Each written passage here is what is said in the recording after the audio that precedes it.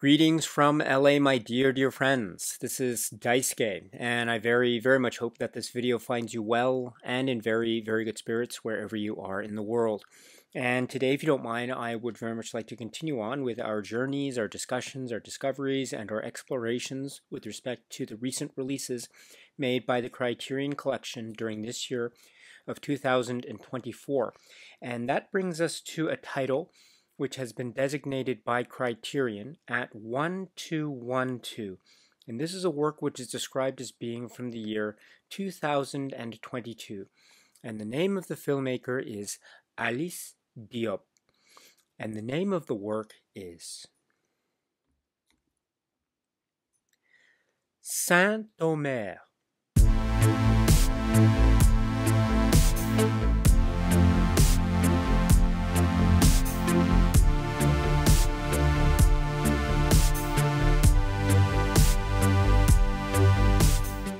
This is the work, the very powerful and incredibly intimate work, which is described as being from the year 2022. And the name of the filmmaker is Alice Diop. And the director is Alice Diop. And this is written by Alice Diop and Amrita David and Marie Ndiaye. And it stars among its very incredible cast people like Kaije Kagame and Gustaji Malanda and others. This is the work, and once again, I'm very sorry. Please pardon me for my terrible pronunciation of the French language. I hope you can forgive me. But this is the work which is Saint-Omer. Saint-Omer is now entering the Criterion Collection courtesy of this wonderful Blu-ray, which is what I have here. We'll speak a little bit more about the contours of the Blu-ray release and some of the supplements that are found together with the feature film as part of the release from Criterion. We'll talk about those a little bit later. It's very informative and very touching, and there are a lot of details that really help to fill in the context that is part of this really fascinating work, Saint-Omer. And I should say, too, that it is my first time to watch this film, courtesy of this Criterion Collection release. And ever since I was able to get it, I have seen the film now a number of times, and I have each time been struck by its power and the gracefulness of its style, and the very moving portraits that it encompasses within the folds of its cinema fabric, in a manner of speaking. So I'm very moved by this work, and I suppose if we were to try to speak a little bit about the plot or story structure of this film, Saint-Omer, I think we could focus in on two key figures. There are many figures in this work that are key, of course, but among them, perhaps we can say there are two. The first of such key figures could be said to be the character or the person of Rama, and this is the person portrayed by Kaiji Kagame, who is, we understand, is a novelist, a professional, and an intellectual, and very much has keen insights on the world around her, which is, I think, very evident in what happens in terms of how the film plot transpires into what occurs in the circumstances surrounding her engagement with the trial process, which becomes, I think, one of the key components of the film. This, I think, is instigated or pretty much encouraged by her own intellectual curiosity about the world around her. And so she expresses herself, I think, with a lot of grace and a lot of directness, which I think makes for very compelling character indeed, which is, I think, also given a lot of degree of dimensionality and nuance, courtesy of Alice Diop and company, because we also understand that Rama has many key relationships in her life that are part of her own personal, private world. And some of this is revealed perhaps in brief flashbacks, and a lot of this could be revealed in some of the family or intimate relation dynamics that we are privy to throughout the film, either directly, maybe as a way of introducing us to the character and to her home and to her family setting, as the film begins. And of course, these highlight her own journey as we progress through one of the other main key components of the film, that being the trial story. And I say that because we understand that there is a sense perhaps of maybe a feeling of perhaps, lack of a better phrase, confusion, maybe a type of introspection. Alice Diop, the filmmaker, does make mention of this in one of the supplements of the Criterion disc, which I think is a really wonderful comment and very enlightening comment to make, which is, and I paraphrase, which is that the character of Rama does seem to have different facets to her character that aren't necessarily themselves contradictory, mind you. But one aspect, as I mentioned, is the outward intellectual, professional aspect of her life, which brings her to places that perhaps she would never, that she is not drawn to immediately. But then also there's the other aspect of her life which is private and which maybe holds a certain sense of vulnerability and a certain sense of maybe unease or not being sure. And this is expressed in a lot of aspects. Rama is a black woman, and in France, and she is expressing a lot of her professional life, but also her family life, we understand, and her relationship with her mother, and the aspect of, say, aspects of the immigrant life and her background in terms of Senegal, and also her relationship with people around her, and how this might have a bearing on, for instance, race issues. And perceptions about race, either directly or subtly, on the one hand. Also, her immigrant story, or the immigrant story of people like her, which also lends itself to the aspect of sympathy or empathy, which is also very important when we get to the one of the second component, or one of the main components, other main components of the film. And also her relationship with her mother, Rama's relationship with her mother, and this becomes a really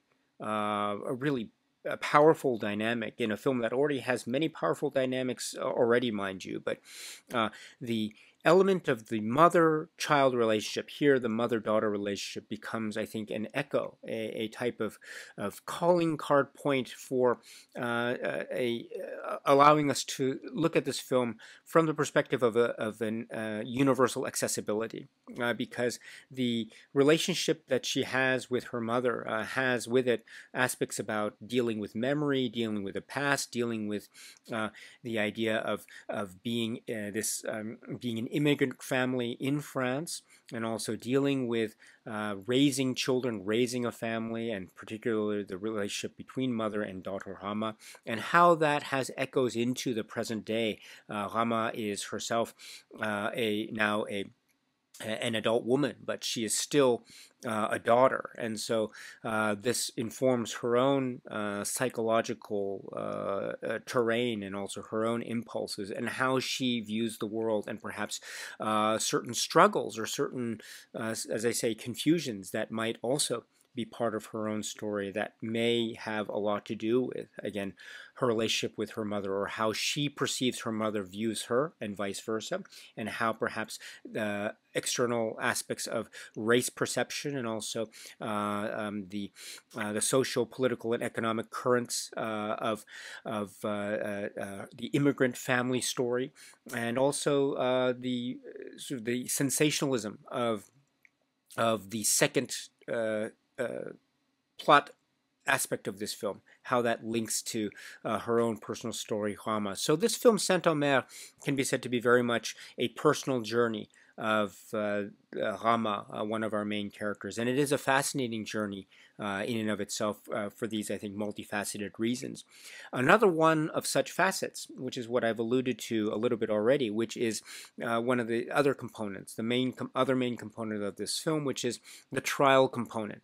And this is where we meet Laurence Rolly, who is herself a young woman, who is a young black woman who is also with an immigrant background, and also she is a young woman from Senegal, we understand, and there is a trial where she is on trial for murder. And this news, the news of this trial, is something that Rama hears about, and so she travels to the location, the place where the trial is being held.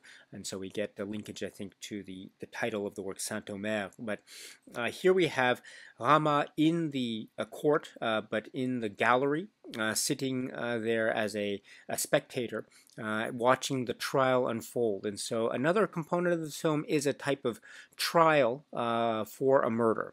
And the murder is of the young baby, the young newborn baby of this young woman who's on trial. And so it is an incredibly difficult and emotionally harrowing case where this woman is now on trial for murder. And so we see many of the aspects of the trial process itself, le procès itself. And so we see the judge or the tribunal, and we see the judge and the way in which the prosecution side and the defense side play into the sort of trial proceedings. You know, I'm not an expert when it comes to, say, French legal civil procedure or criminal procedure, so I don't have any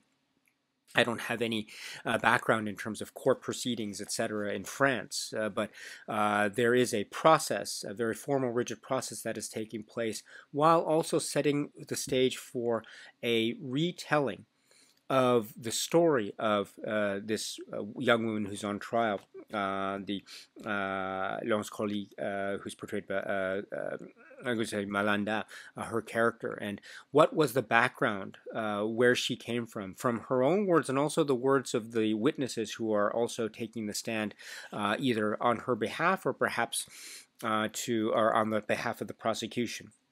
But in any event, these words begin to fill in the background, and we begin to wonder whether we can believe the accounts of these first-hand accounts or not. We wonder whether we can believe the words of the woman who is on trial for murdering her own baby, her own child, which is itself already obviously an incredibly horrific and terrible, terrible crime. And so the question perhaps is not who did it, but perhaps the question is why this happened, which is something that the young woman on the stand herself acknowledges when she is given the chance to speak in her own opening remarks. Why is this happening? And therein lies the tale that is told in, I think, very gripping detail.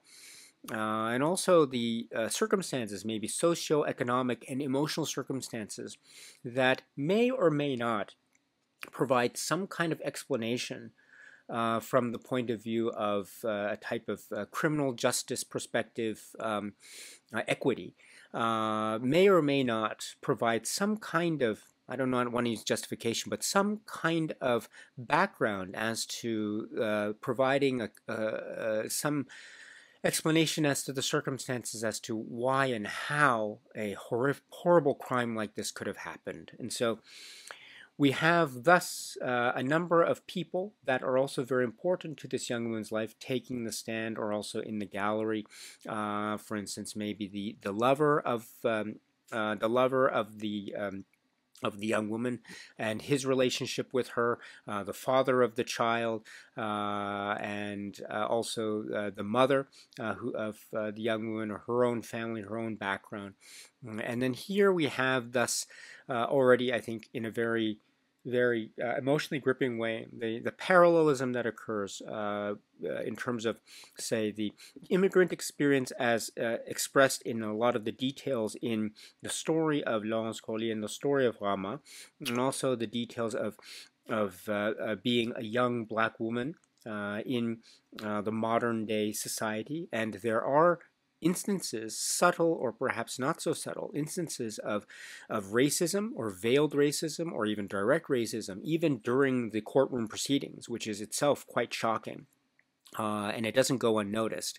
And so that is also, I think, part of the discussion point in terms of telling us the story of who these people are, and then also the figure of, or the point of the mother, or the figure of the mother in the relationship, because of course we have the young woman on trial who herself is a mother, but who herself is also a daughter.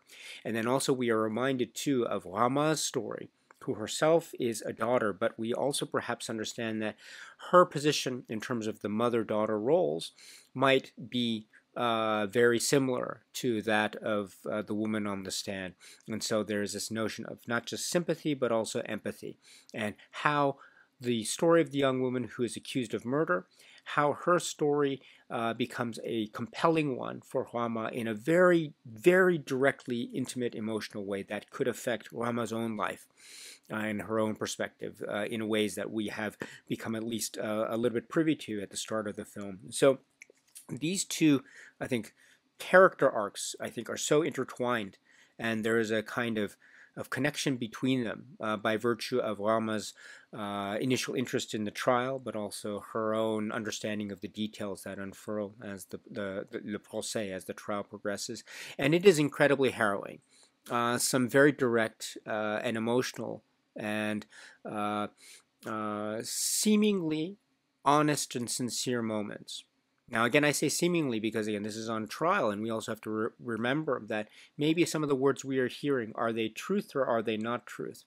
And so there is that aspect of an evidentiary process that is also at play. But also there is, I think at the same time, and I think very validly so, the emotional aspect. And the emotional aspect is set forth in the tragedy of the story and the tragedy of the case, the death of a young baby, the murder of a young baby, which is horrible.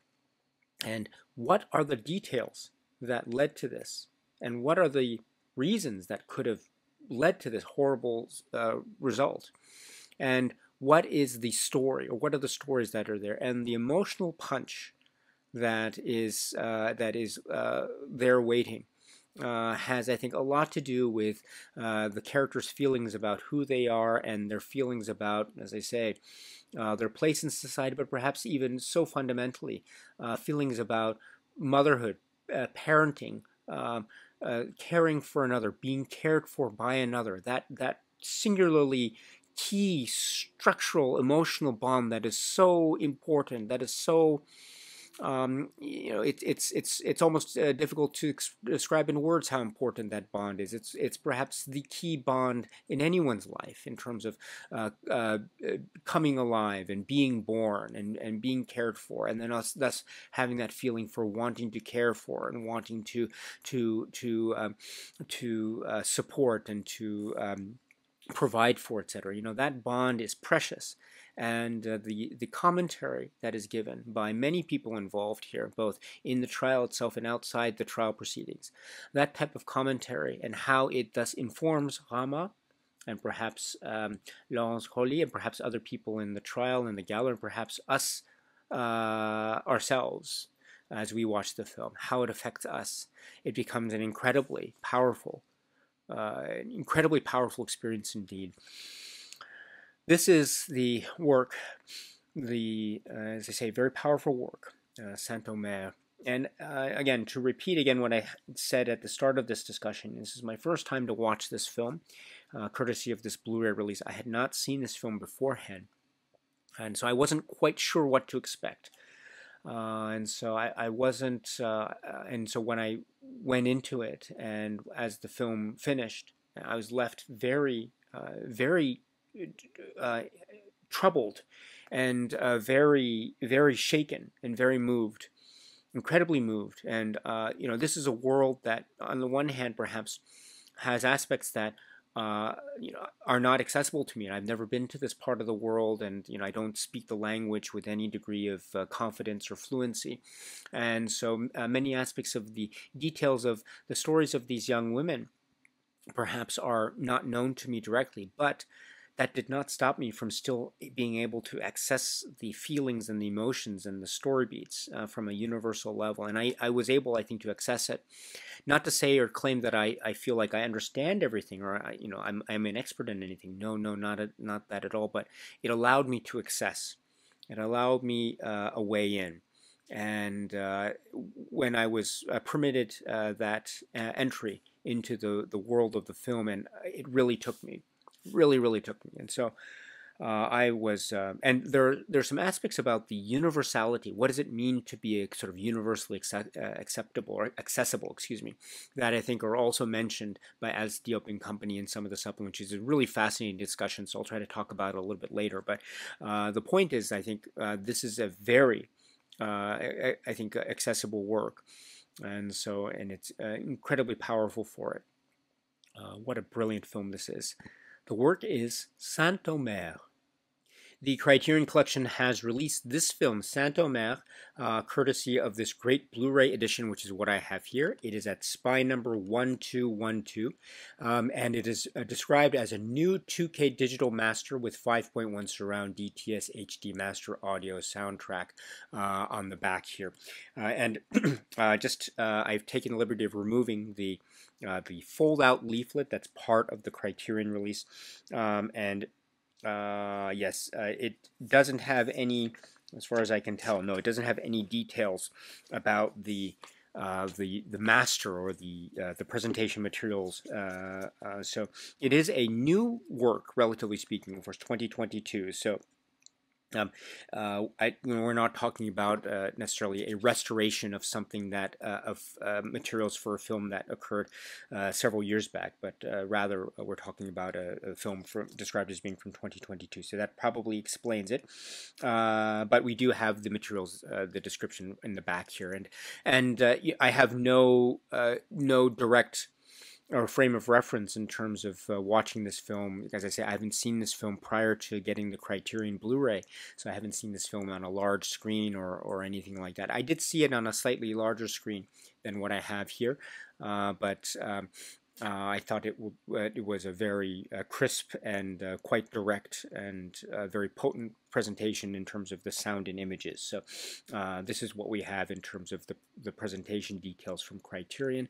But I also want to then take the opportunity now to talk about the supplements that can be found with this work.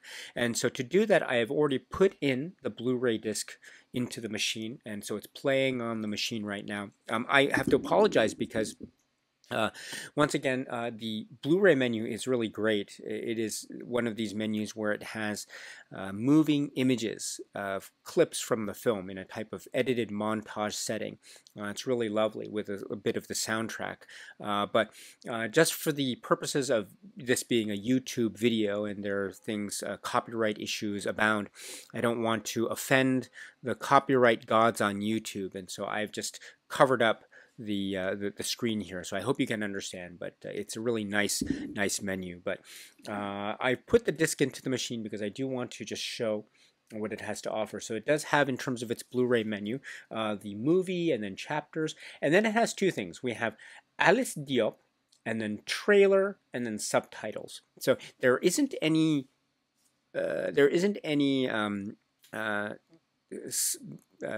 menu called supplements. There isn't any entry called supplements, but rather it says Alice Diop and trailer. And let me just say right now, the trailer it's a trailer, so it's a really nice trailer. So please check it out if you can.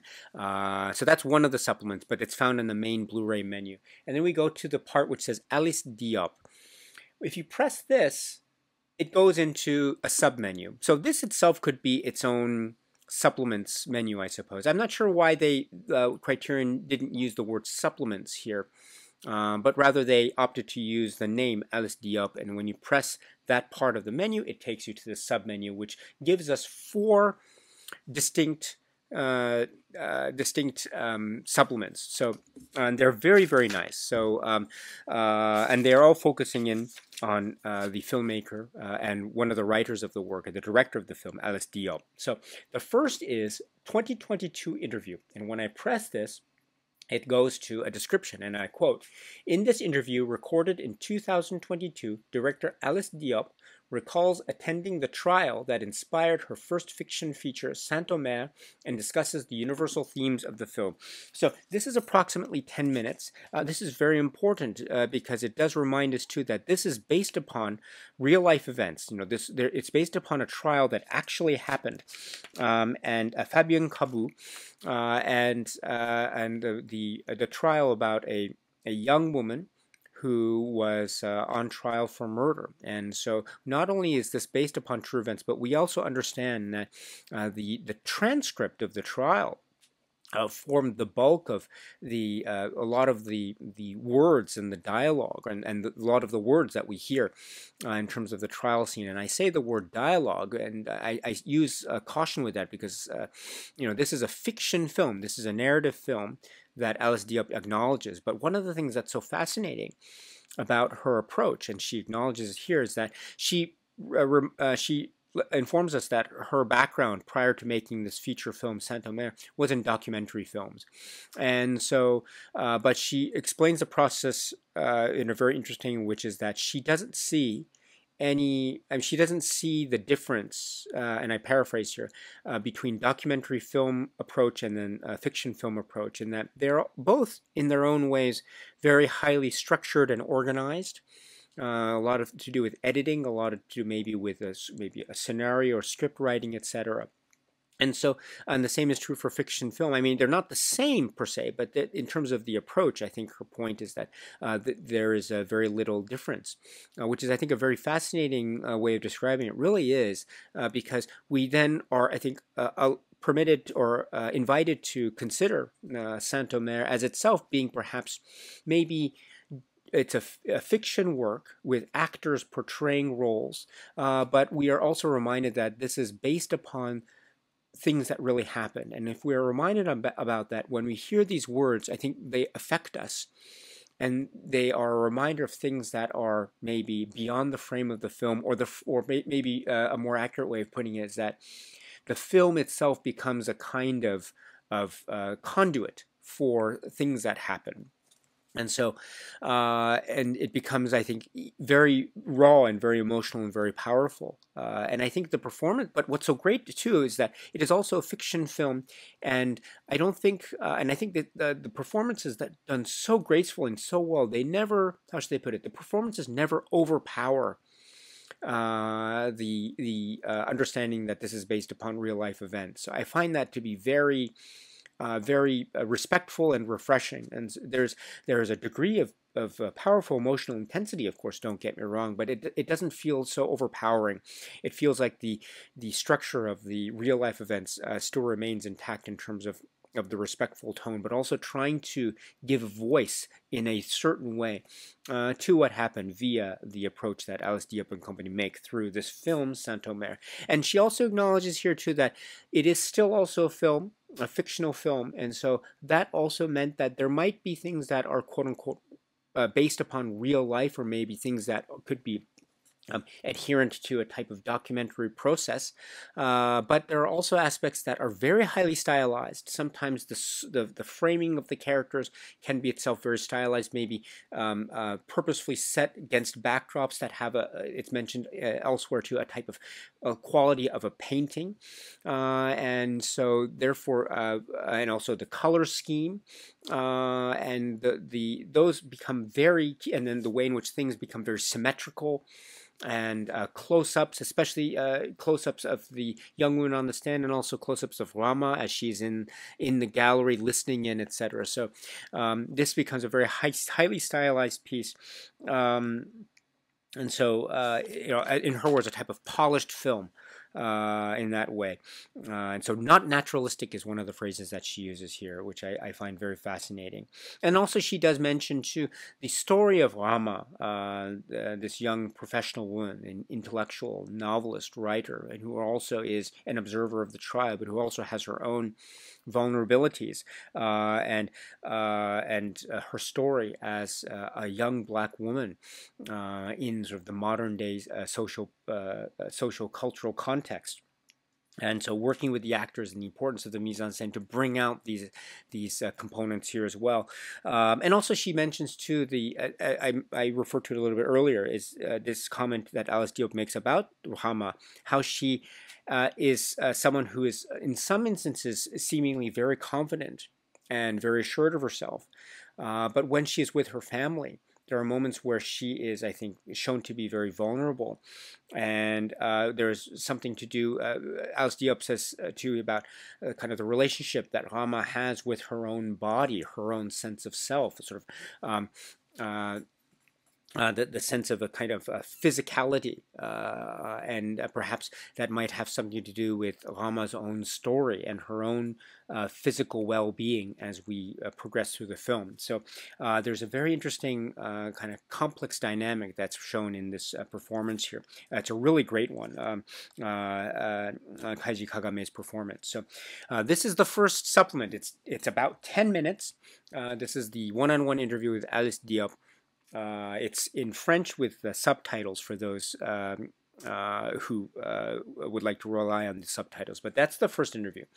The second interview is in 2023, and this is in this audio interview recorded by the Criterion Collection in 2023. Director Alice Diop reflects on developing Saint-Omer, collaborating with her co-writers, editor Amrita David and author Marie Ndiaye, and shooting the film's final scenes. And so this is approximately 9 minutes. This is also in French, but with the subtitles for, again, those like myself who rely on the subtitle option. And this is really fascinating too. More discussion about the real life events, the real trial that happened of Fabien Cabou, and how this became the story or perhaps the basis of the trial, Laurence Colly in the film. And we have the genesis of the project and Alice Diop's approach, how she wanted to collaborate with Marie Ndiaye, and who is a writer, a novelist, and then also initially Alice Diop was wanting to work with Amrita David, who is the editor of the work as well. And so from as Alice Diop describes it here, she wanted to write the story or develop the story from the perspective of the filmmaker, the editor, and the writer. And they came up with this process. And I think it was first her reaching out to Amrita David and then realizing that the story had a lot of dimensions and aspects that reminded them of the writings of Ndiaye. They reached almost out of the blue, kind of, or very randomly. As Alice Diop describes it here, she reached out to the writer Ndiaye and asked directly would the writer be interested in collaborating, and indeed this led to the collaboration where they are all listed, or they are all credited as writers, co-writers of this work. And then Alice Diop mentions something about her own cinematic philosophy, which I find really intriguing. This is in many ways, this is indeed my first introduction, excuse me, into the cinema and art of Alice Diop. And so to get to know a little bit about her own process, I think is really, really fascinating to me. And one of the things she said in this 2023 interview, which is an audio interview, by the way, so you get images as you hear the voice of Alice Diop speaking. But one of the things she does say about her own description of her own cinema style is that she follows intuition. Let me say that again. She follows intuition, which I think is... there's a kind of intuitive process that she engages in, which enables her, for instance, to reach out to the writer that she did, and then create this very important collaborative process that ended up being incredibly key. And it develops the story, the ideas and issues and stories of motherhood, of parenting. And also references to painting, also that I mentioned earlier. The idea of paintings and mise en scène enhancing the intensity of the gaze, and the importance of the reality of the trial scenes and how the trial, like the trial transcript, etc., of Fabien Cabou became the basis for the trial scenes in this film, and thus lending a sense of emotional gravitas. And then there are some crying scenes that occur here, and it's very emotional. It packs an emotional wallop, and so she talks about a certain key moment in the film where there are a lot of people who are crying, both in the film and also during the shooting. And so this is a great interview. Again, I'm being introduced to the world, the cinema of the artist Alice Diop. So this is my own cinema journey into the world of Alice Diop. So this is very wonderful indeed. So this is the 2023 interview. It's approximately 9 minutes. That's not all, because then we have Alice Diop and Hélène Frappa. This is described as In this conversation recorded at Maison de la Poésie in Paris, in July 2023, director Alice Diop and film scholar Hélène Frappat discuss their creative friendship, the importance of language in their work, and the making of Saint-Omer. This is on the stage. It's a kind of in front of an audience on the stage, again in Paris, Maison de la Poésie. And this is great. It's approximately 1 hour and 3 minutes. So it's a long one. It's really wonderful. And we have the two of them together with a moderator sitting, in the center of this large stage.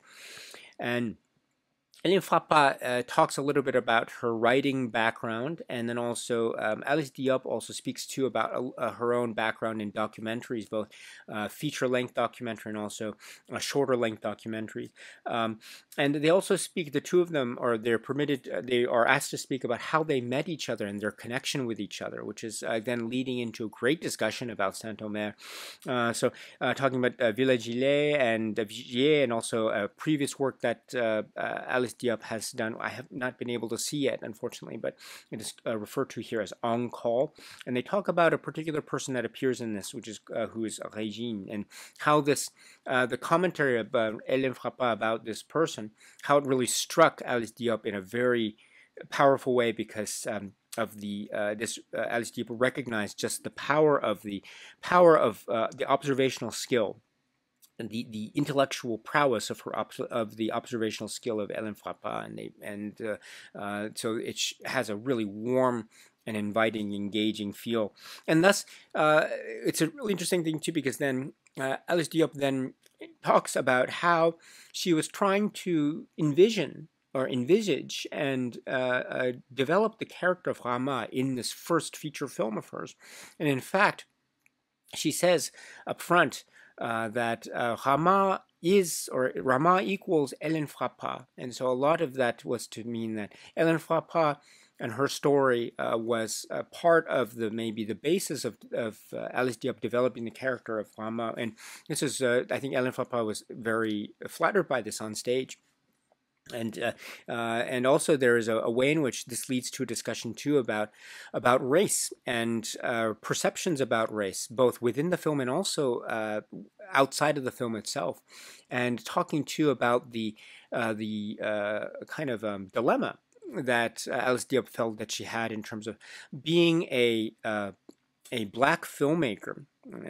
She talks about her maybe perceptions of herself by others, and would this enable her or prevent her from creating a work that tries to be universal, tries to have a sense of the universal? I mean, she acknowledges that perhaps a film that has at its centerpiece two young black women, and also their immigrant experience, Senegal, whether this would reach the reach the point of a universal accessibility or not, and whether that would be something that is within the film or perhaps perceptions of the film. And she acknowledges this on stage in a very, I think, frank and honest way. She acknowledges this as a kind of dilemma. And would this affect how she wanted to approach the film and casting the film? It also affected too Rama and her development and conception of the character of Rama and the race of Rama and the background of Rama. And so that meant too that aspects of race became, I think, very inherent in the development. Thus, the creation of the character of Rama became who it was and who she is, thanks to the writing of Alice Diop and her other co-writers, and also the performance of Kagame. But it leads to this really interesting thing too about, there's also leading an anecdote that's very related to this discussion, which is mentioned a little bit later here, that Alice Diop recounts, is that when the film Saint-Omer was released, it, generally speaking, received a lot of very favorable reviews and a lot of favorable reactions from critics. But there were some maybe harsh, as she describes it, or as it's translated in the English subtitles, because this is in French with English subtitles.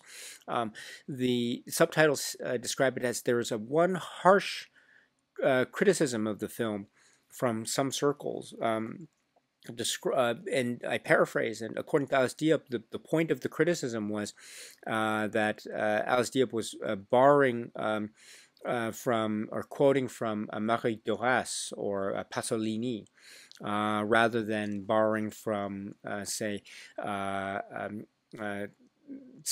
cinema of Africa, or borrowing from black intellectuals, etc. So, was this some kind of commentary from these critics about some kind of maybe racial-based compartmentalization? And how did Alice Diop react or respond to this? Is this how the film is to be perceived, or is this a question or a talking, maybe a point of discussion in terms of the quote unquote artist dilemma as to how to attain a sense of, or how to achieve a sense of universality that perhaps transcends race, even though, or perhaps based upon a story that has at certain aspects of race that are part of its story fabric. And so this, I think, is a really, I think, pointed and I think quite challenging conversation. But I think Alice Diop and Hélène Frappa do it very well. And I think the points are well expressed. And it does also lead to the reminder that I think, mentioning earlier, is that this is, again, very universal. It does have points that are incredibly universal. I mean, there is, I don't want to be too detailed here for the benefit of those who have not yet seen this film, but there are moments where the film, I think, looks at close-ups of people, close-ups of women specifically, and seeing how they are all sharing a kind of shared intense emotional reaction at a very key moment in the film. And it is people of we perceive to be very different backgrounds, races, ages, perhaps socioeconomic positions, etc. But they're all within the moment sharing the same common bond of the emotional reaction, which I think is an incredibly powerful statement,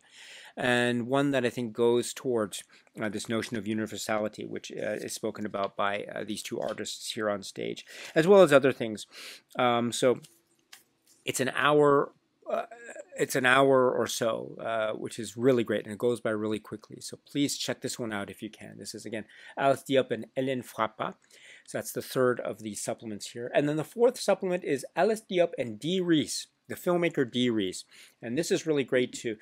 In this audio conversation, originally recorded in 2023 for The Director's Cut, a Directors Guild of America podcast, director Alice Diop speaks with filmmaker Dee Rees about her creative process. So the filmmaker Dee Rees is a brilliant filmmaker, artist. We've spoken a little bit about the works of Dee Rees, in fact, already on this channel in the context of the Criterion films by Dee Rees that are already in the Criterion Collection. So check out those films. They're really, really great. But here Dee Rees is speaking to Alice Diop.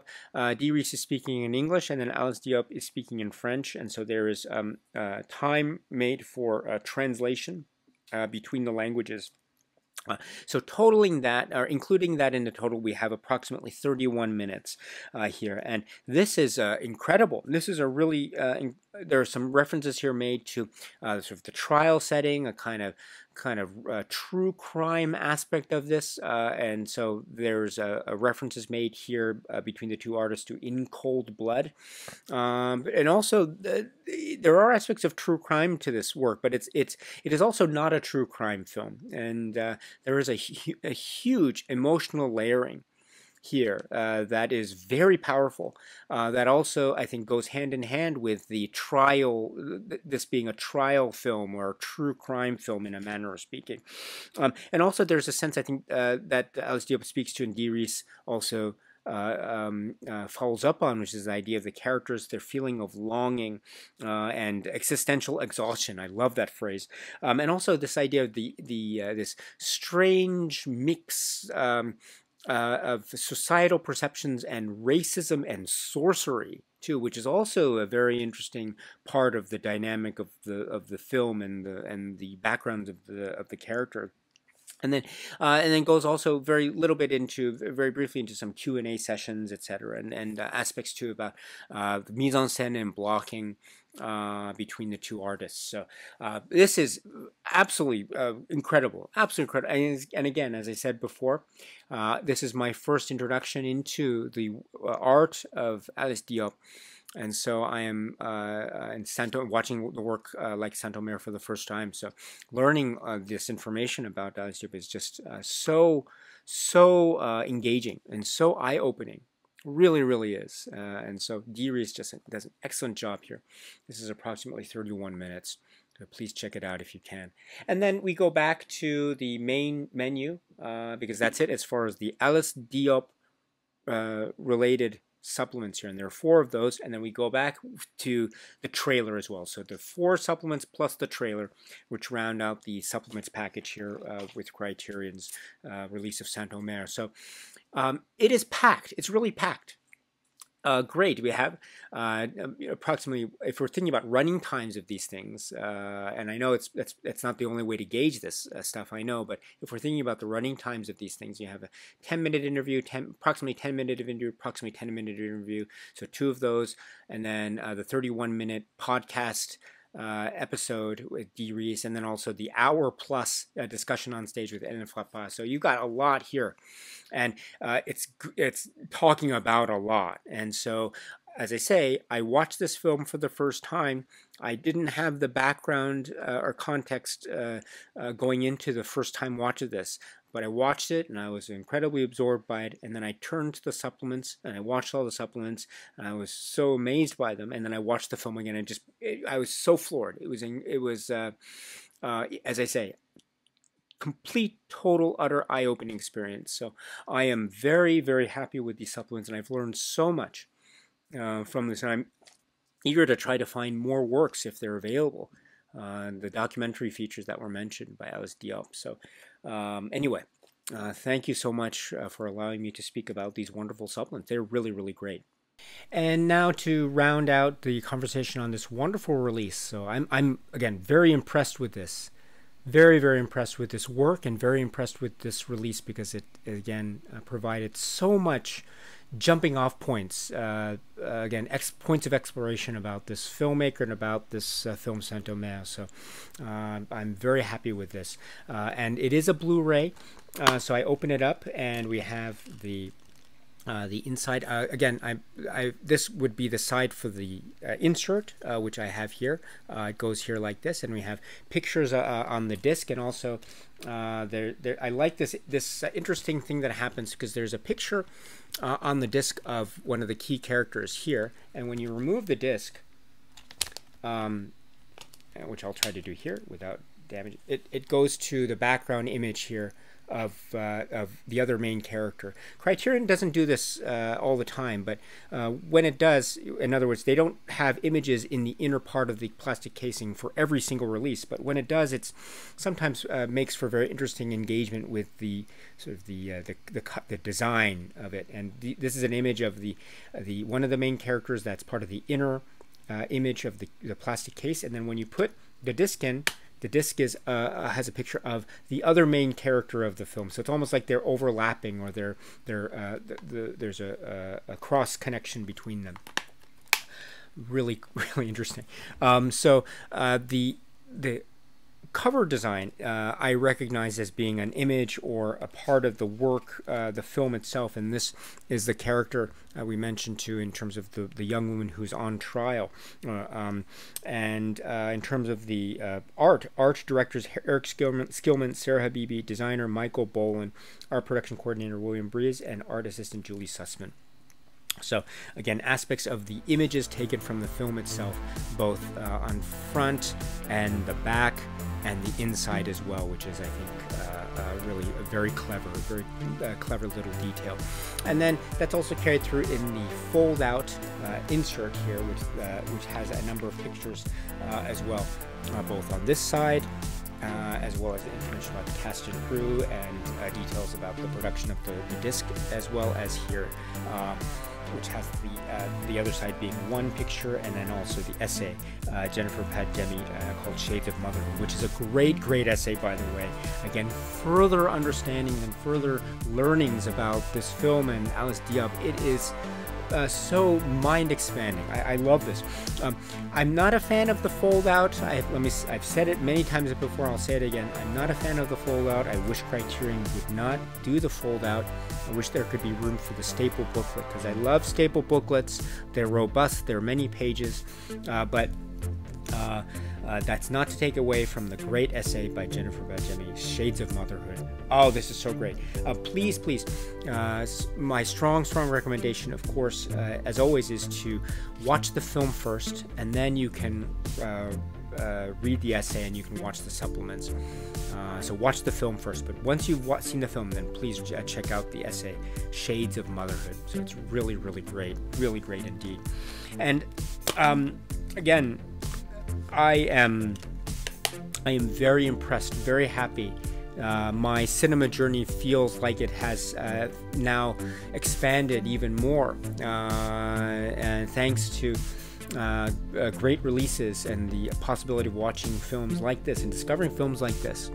Saint-Omer by Alice Diop. This is it was a very emotional and powerful experience to watch this, and I'll try to. I haven't been able to catch all the details of the film yet, but the supplements really helped me, and so I will try to continue on with that journey by rewatching this as soon as I can. But this is a stellar release of a really brilliant film, Saint-Omer, from a brilliant artist, Alice Diop. So please check it out if you can. This is the work, which is Saint-Omer.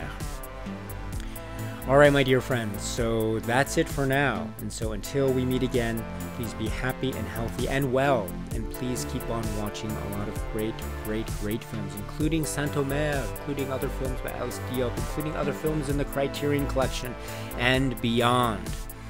So until the next video, my dear friends, stay strong, stay safe, and cheers.